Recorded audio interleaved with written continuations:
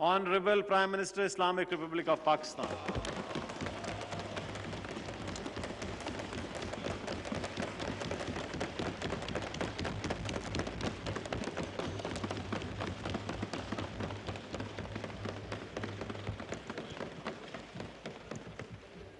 बिस्मिल्लाहिर्रहमानिर्रहीम। इय्याका नअबुदु व तशरीफ रखें मुअज़्ज़िज़ मेंबरान, तशरीफ रखें। इय्याका नअबुदु व इय्याका नस्ताईन। जनाब स्पीकर, मैं सबसे पहले अपने एलाइज को, अपनी पार्टी को, सब मेंबर्स को मैं इनको खराज तहसीन पेश करता हूँ और इनका शुक्रिया अदा करता हूँ कि इन्होंने आज एक बड़ी इम्पॉर्टेंट हमारे लिए आज दिन था और इन्होंने ये साबित किया कि ये पाकिस्तान के साथ खड़े हुए हैं।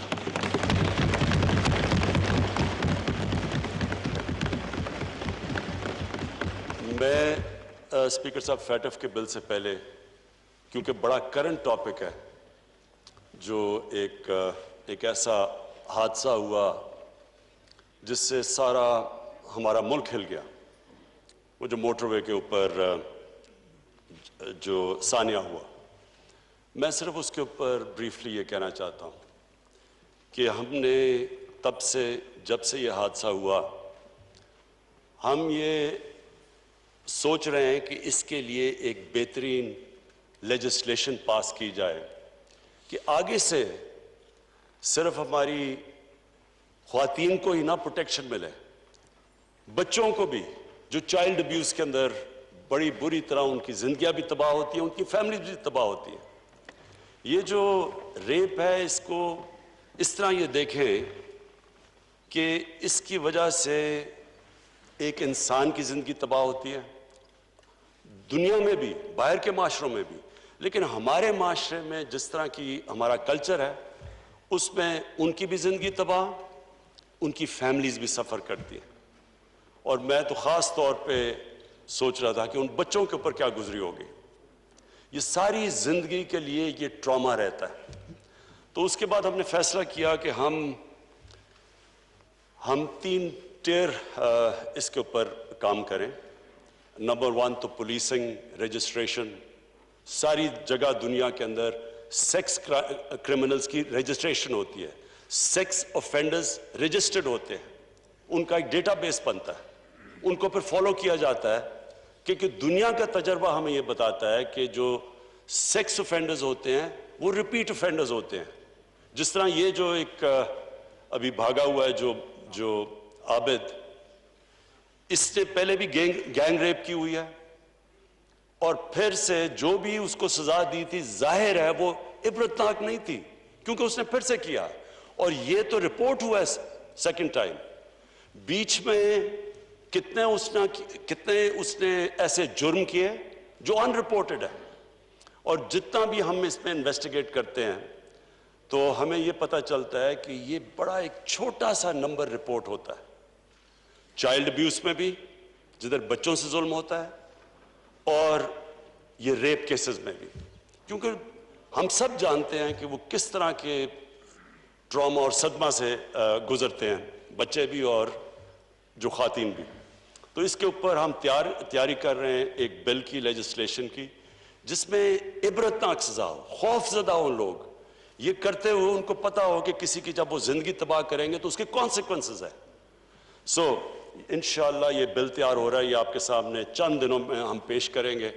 और उसमें सिर्फ यही नहीं कि इबरतनाक सजा देनी चाहिए, उसके ऊपर भी डिस्कस कर रहे हैं, लेकिन ये भी कि जो हमने ये भी असेस किया कि ये भी जो हल अगर हम पकड़ भी लें, और इंशाल्लाह एक तो पकड़ के दूसरे को पकड़ भी लेंगे, उसके बाद भी उसको कन्विक्ट करना आसान नहीं है, क्योंकि जो जिस तरह की एविडेंस चाहिए अदालत के अंदर वो बहुत मुश्किल होता है, क्योंकि जाहिर है जिस तरह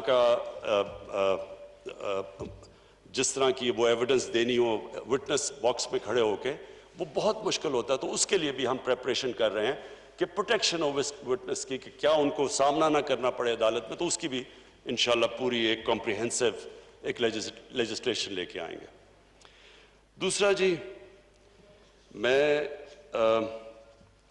ये जो फैटफ की सारी लेजिस्लेशन और ये जो कहानी चली है, मैं सिर्फ आज अपने मुल्क के सामने, अपनी पार्लियामेंट के सामने, ये जिधर जा भी रही है हमारी, ये देख भी जो रहे हैं पाकिस्तान में लोग,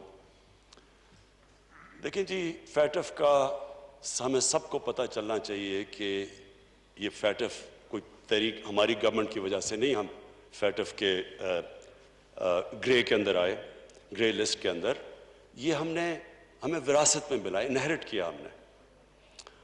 और सबको ये भी पता होना चाहिए कि इसकी ब्लैक लिस्टिंग का मतलब ये कि पाकिस्तान के ऊपर सैंक्शंस लग जाती हैं, हमारी फाइनेंस, हम बाहर के फाइनेंसेस से मुल्क कट ऑफ हो जाता है। और वो मुल्क जो पहले मुश्किल हालात में था और जिसका सबसे बड़ा प्रॉब्लम फॉरेन एक्सचेंज रिजर्व्स थे, फॉरेन एक्सचेंज रिजर्व्स जब आप उस सतह पे हो जो हमारे थे आज से 2 साल पहले, उसका मतलब ये कि सारा प्रेशर पड़ता है करेंसी के ऊपर, रुपए के ऊपर। और हम सब जानते हैं कि जैसे जैसे रुपया गिरता है, सारी इंपोर्ट्स महंगी होनी शुरू हो जाती हैं, जिसके अंदर तेल, जिसके अंदर तेल की वजह से बिजली, जितनी भी इंपोर्ट्स हमें चाहिए होती हैं हमारी इनपुट्स इंडस्ट्री के लिए, यानी सारी चीज़ें, जब पेट्रोल, डीजल, बिजली, ये जब सब महंगी होती है, ट्रांसपोर्ट महंगी, तो आखिर में महंगाई से गुर्बत बढ़ती है। तो एक कौम निकल रही है, और अल्लाह का शुक्र है, अल्लाह का लाख लाख शुक्र है कि जिस तरह कोविड में से पाकिस्तान निकला, कोई ये उम्मीद नहीं रख रहा था कि इस तरह हम निकलेंगे, क्योंकि सबको खौफ था कि जब एक मुल्क लॉकडाउन में चला जाता है, उसकी इकोनॉमी बंद हो जाती है। तो हमने देख लिया कि हिंदुस्तान में उनकी 24% उनका जीडीपी नीचे गया है कोविड की वजह से। तो हम तो पहले मुश्किल में थे, तो अगर हमारे पे अगर हम उसी तरह का हमारी इकोनॉमी के ऊपर प्रेशर पड़ता, तो आज पाकिस्तान में तो बहुत बुरे हालात होने थे। तो अल्लाह का करम है, उन हालात से निकले, आज हमारी इकोनॉमी पिक कर रही है, और हम दुनिया मिसाल दे रही है, WHO पाकिस्तान की मिसाल दे रहा है कि पाकिस्तान से सीखो कोविड में किस तरह आप निकले हैं। तो मैं तो आज ये उम्मीद लगा रहा था कि हमारी ऑपोजिशन जो आएगी वो हमारी तारीफें करेगी, हमें शुक्रिया अदा करेगी कि जिस तरह हमने इस मुश्किल वक्त से निकले हैं। मैं तो समझ रहा था कि वो, क्योंकि उनको फिक्र हो, देखे ना, डेमोक्रेसी के अंदर एक डेमोक्रेटिक ऑपोजिशन का बहुत बड़ा रोल होता है, क्योंकि ये पब्लिक रिप्रेजेंट करते हैं, ये पब्लिक के मफादात की हिफाजत करते हैं। इसलिए हम कहते हैं ना, पार्लियामेंट का एक खास रुतबा है दुनिया में। रुतबा इसलिए है कि हम अवाम के इंटरेस्ट की हिफाजत करते हैं, इसलिए हमारे पास हमें एक स्टेटस मिलता है, इसलिए हमारे कई जगह हमें VIPs की तरह ट्रीट करते हैं, क्योंकि लोग समझते हैं हम उनके इंटरेस्ट को प्रोटेक्ट करते हैं। तो ये जो जिस तरह पाकिस्तान निकला है, और अगर वर्ल्ड हेल्थ ऑर्गेनाइजेशन कह रही है दुनिया को कि पाकिस्तान से सीखो, जिस तरह पाकिस्तान निकला है कि हमने अपने लोगों को भी बचा लिया। अल्लाह का शुक्र है, हिंदुस्तान से आप देखें तो उनके तो केसेस अभी ऊपर जा रहे हैं, तो हमारे तो केसेस भी हमारे कंट्रोल हो गए।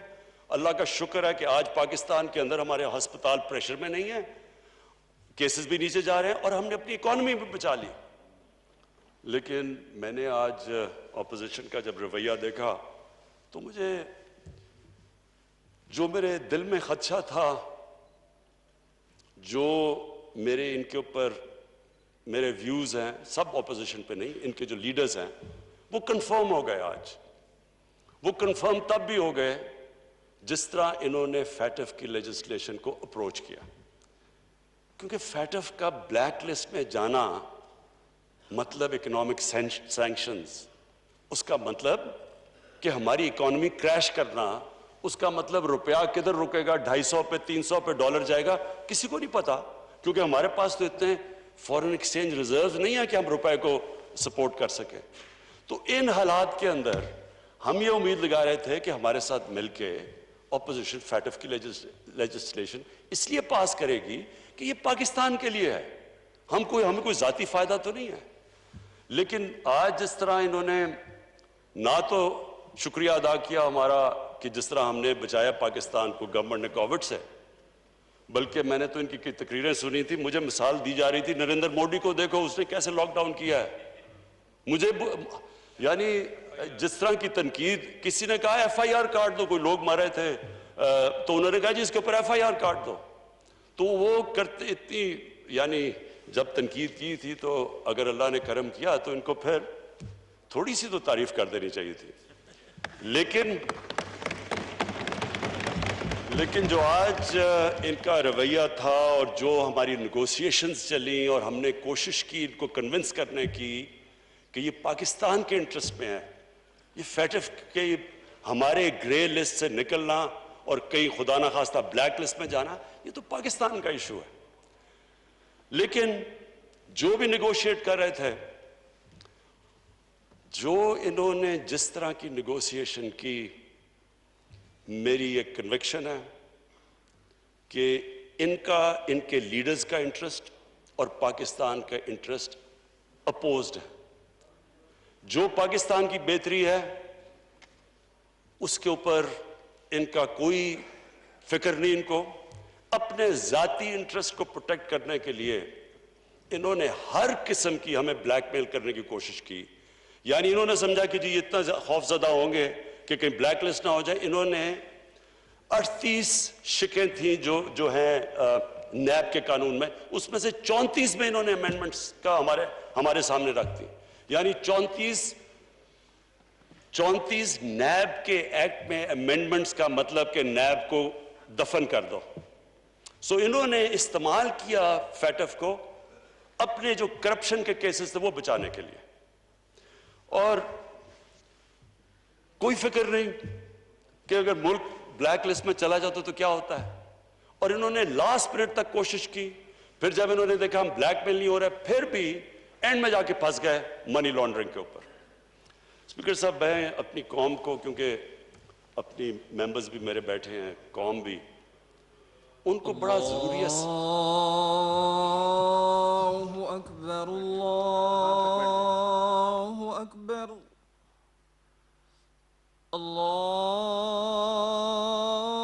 अल्लाहु अकबर, अल्लाहु अकबर। अशहदु अन ला इलाहा इल्लल्लाह,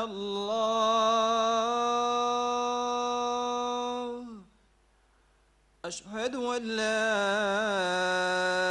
इलाहा इल्लल्लाह,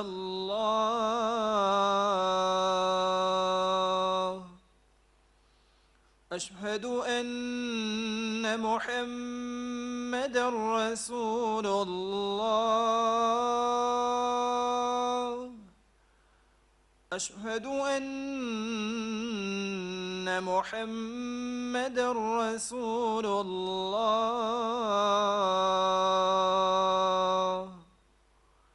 हय्य अला स्सलाह,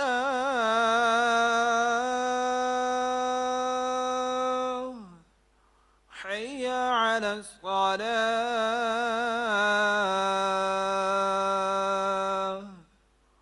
हय्य अला الفلاح،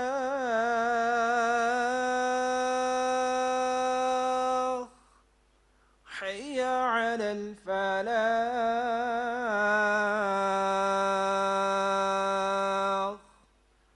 الله أكبر، الله أكبر، لا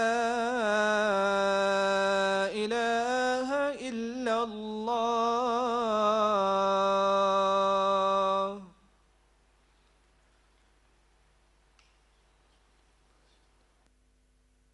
जी प्लीज। मनी लॉन्ड्रिंग सब लोगों को समझ नहीं मनी लॉन्ड्रिंग की आती। मैं ब्रीफली एक्सप्लेन कर दूं। मनी लॉन्ड्रिंग होती है कि जब आप एक मुल्क में पैसा नाजायज़ तरीके से बनाते हैं तो ज़रूरी ये होता है कि वो आप उसको मुल्क से बाहर रखें, क्योंकि वो मुल्क के अंदर वो नज़र आ जाता है। तो इसलिए जब आप सारी दुनिया में, हमारा ये इशू नहीं है, ये सिर्फ ये सारी तीसरी दुनिया में जो डेवलपिंग वर्ल्ड है, आप हर डेवलपिंग वर्ल्ड में देखें कि जिधर भी उनकी प्राइम मिनिस्टर्स या मिनिस्टर्स जब पैसा चोरी करते हैं तो वो मुल्क से बाहर भेज देते हैं। और इसको कहते हैं मनी लॉन्ड्रिंग, क्योंकि ये इलीगली बाहर जाता है। और फिर ये उससे प्रॉपर्टीज ले लेते हैं बाहर लंदन में। बल्कि अभी मैं एक YouTube के ऊपर एक वीडियो देख रहा था कि किस तरह हिंदुस्तान में बता रहे हैं कि उनके बड़े बड़े अमीर लोग जिन्होंने पैसे चोरी किए हुए हैं वो सब लंदन में बैठे हुए हैं और उनके पास अरबों डॉलर्स की प्रॉपर्टीज और उनकी बैंक अकाउंट्स हैं, लेकिन हिंदुस्तान की हुकूमत के लिए बड़ा मुश्किल है वो पैसा वापस लाना। ये एक ऐसा बड़ा अजाब है स्पीकर साहब, मैं सिर्फ सबकी इंफॉर्मेशन के लिए बताऊं कि गरीब मुल्क, डेवलपिंग वर्ल्ड गरीब होती जा रही है, अमीर मुल्क अमीर होते जा रहे हैं, क्योंकि हर साल अंदाजा लगाया जाता है कि 1000 अरब डॉलर गरीब मुल्कों से, डेवलपिंग वर्ल्ड से अमीर मुल्कों में जाता है। इसी तरह ये मेफेयर के फ्लैट्स और ये सबसे महंगे इलाकों में इस तरह की और भी गरीब मुल्कों का पैसा जाता है बाहर। और ये असल वजह है कि तीसरी दुनिया जो डेवलपिंग वर्ल्ड नीचे जा रही है, क्योंकि वो पैसा अगर उसी मुल्क में खर्च हो तो उसे नौकरियां मिल सकती हैं, आप ह्यूमन डेवलपमेंट कर सकते हैं, स्कूल्स बना ले, अस्पताल बना सकते हैं। वो जब पैसा बाहर चला जाता है तो बाहर तो उनके लिए नौकरियां मिल जाती हैं और वो उधर एम्प्लॉयमेंट भी मिल जाती है और उनकी दौलत भी बढ़ जाती है और उनके फॉरेन एक्सचेंज रिजर्व भी बढ़ जाते हैं। लेकिन इस मुल्क में एक तो वो पैसा बाहर चला जाता है, दूसरा ये डॉलर्स लेके पैसा बाहर भेजते हैं। ये जो टीटी का सारा केस है, ये है क्या? यहां से हवाला हुंडी से पैसा बाहर भेजा, जिसकी जरूरत पड़ी वो टीटी से मंगवा लिया और उन्होंने कहा जी के नो क्वेश्चन आज, क्योंकि हमें रेमिटेंसेस आई हैं। ये पूरा एक रैकेट है मनी लॉन्ड्रिंग का। और इस मुल्क में जो अगर हमारे रुपए पे प्रेशर पड़ता है, जो मैं कह बैठा हूं, जब रुपए पे प्रेशर पड़ता है महंगाई आ जाती है, गुर्बत बढ़ती है। तो जब आप अपने डॉलर्स यहां से डॉलर लेके बाहर भेजते हैं तो वो दूसरा नुकसान पहुंचाते हैं हमारे मुल्क को, कि डॉलर्स की जब कमी होती है तो रुपए पे प्रेशर पड़ता है। अब इसके ऊपर आखिर में ये जाके फंस गए कि जनाब मनी लॉन्ड्रिंग को निकाल दो नैब के कानून से। अगर इनको कोई डर नहीं है, अगर उन्होंने मनी लॉन्ड्रिंग नहीं की तो इनको फिक्र क्या चीज है? हमें क्यों नहीं डर लगा हुआ?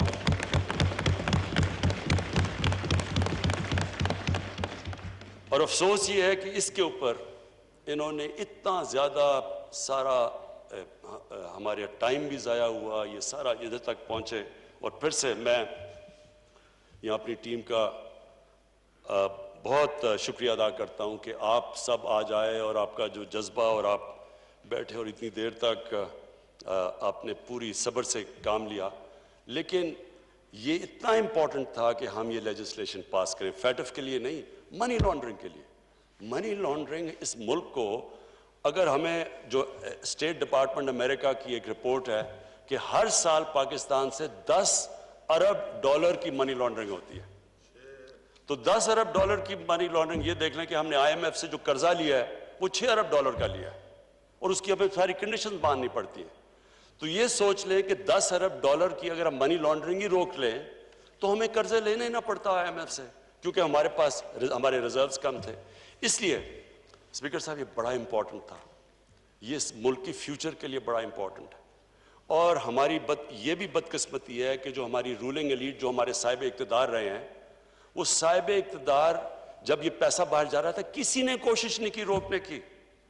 किसी ने ये कोशिश नहीं कि बाहर इनके प्रॉपर्टीज इतनी बड़ी बड़ी बाहर हैं, किसी ने नहीं पूछा कि किधर से पैसा गया है।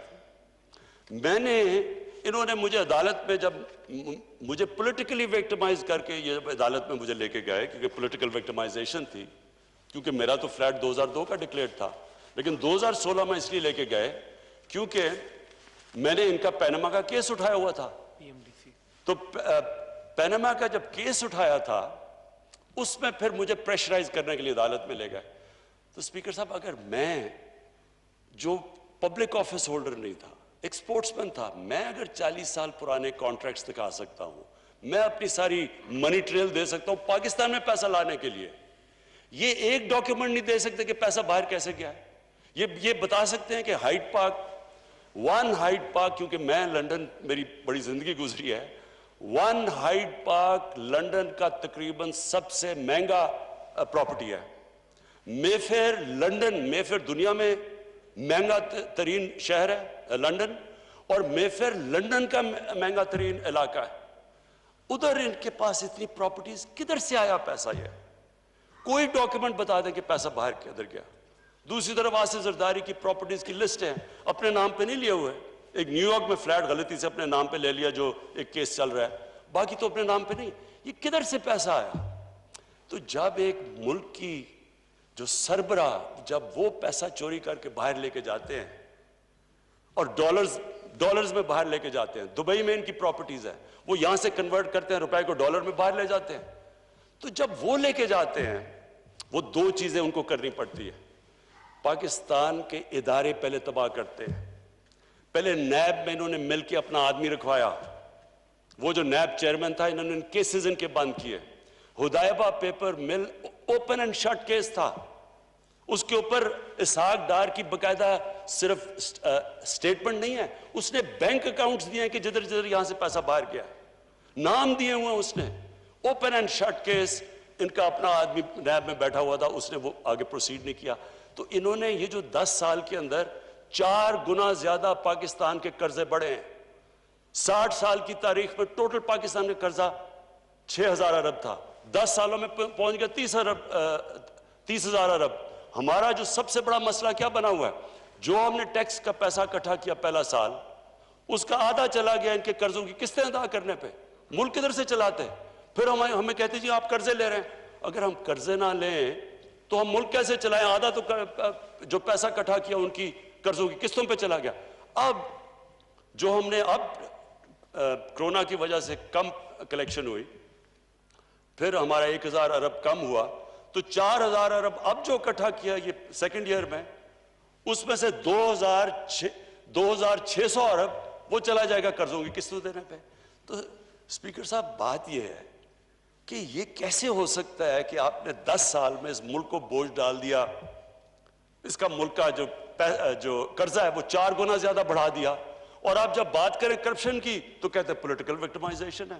कभी कहते हैं कि जी ये ब्लैकमेल इधर कर रहे हैं, कभी पहले इन्होंने ब्लैकमेल, उस पर पहले हमें कहा जी, पहले दिन से शुरू कर दिया कि जनाब हम मानते ही नहीं इलेक्शन को, हम कह रहे हैं कि खोलें जो आप चाहते हैं, बताएं हमें कौन सी। उसके बाद बात ही नहीं की। असेंबली ना चलने दे, तकरीर ना करने दे, ये तो आज वो है नहीं तो मैं तकरीर कर रहा हूं, नहीं तो तकरीर नहीं करने देते। तो ये वो लोग हैं जो इनका इंटरेस्ट ही नहीं है पाकिस्तान का। देखिए ना, अगर जो असेंबली का सबसे बड़ा काम है कि पब्लिक इंटरेस्ट की हिफाजत करना, तो क्या ये पब्लिक के इंटरेस्ट की हिफाजत कर रहे हैं? ये तो अपने जो लीडर्स की चोरी किए हुए पैसे की हिफाजत कर रहे हैं। इनका तो इंटरेस्ट ही उल्टा है पाकिस्तान से। जो पाकिस्तान का इंटरेस्ट है, पाकिस्तान का तो इंटरेस्ट है कि ये चोरी किया हुआ पैसा वापस आए। इन्होंने अपनी ऑपोजिशन का मकसद ये बना दिया कि किसी तरह वो उस चोरी किए हुए पैसे को बचा लें। कैसे एक मुल्क तरक्की कर सकता है जब एक मुल्क के जो बड़े बड़े जिन लोगों के पास इतना, हमें पता है, हमें स्पीकर साहब, मैंने तो इनको सबको देखा हुआ है, मुझे तो पता है इनकी पहले हालात क्या थे। मुझे तो पता है ये जिस तरह आप जो देख रहे हैं, इसहाक डार को देखें, इसहाक डार ऐसे लगता है कि उसके बाप की साइकिल की दुकान नहीं थी, मेफेयर में कोई मर्सिडीज का शोरूम था।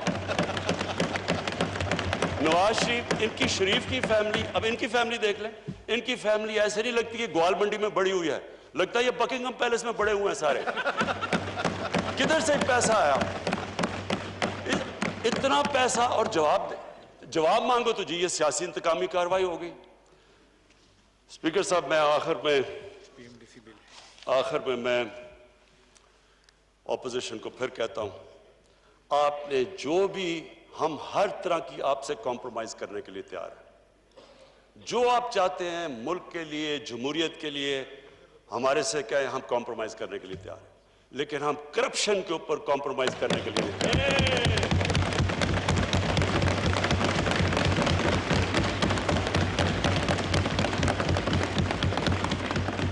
मैं आखिर में हाउस का शुक्रिया अदा करता हूं। ये जो PMDC का बिल पास किया, ये बहुत ज़रूरी था। स्पीकर साहब, बदकिस्मती से हमारी जो मेडिकल कॉलेजेस और हमारे जो डेंटिस्ट्री, उनके कॉलेजेस की जो स्टैंडर्ड है वो गिरती जा रही थी। इसके लिए बड़ा ज़रूरी था कि जो इंटरनेशनल बेस्ट प्रैक्टिसेस हैं उसके मुताबिक हम इनकी स्टैंडर्ड्स रेज करें। और ये जो बिल था, ये कोशिश तो कर रहे थे 1.5 साल से मैं फिर से हाउस का बड़ा शुक्रिया अदा करना चाहता हूं कि आज उन्होंने ये बिल पास किया और इंशाल्लाह इससे हमारे डॉक्टर्स और डेंटिस्ट की स्टैंडर्ड बढ़ जाएगी। बहुत शुक्रिया। मैं भी तमाम हाउस को बहुत बड़ा मुबारकबाद देती हूँ क्योंकि आज हमने तारीखी कानून साजी की है। आप सबको बहुत मुबारक हो।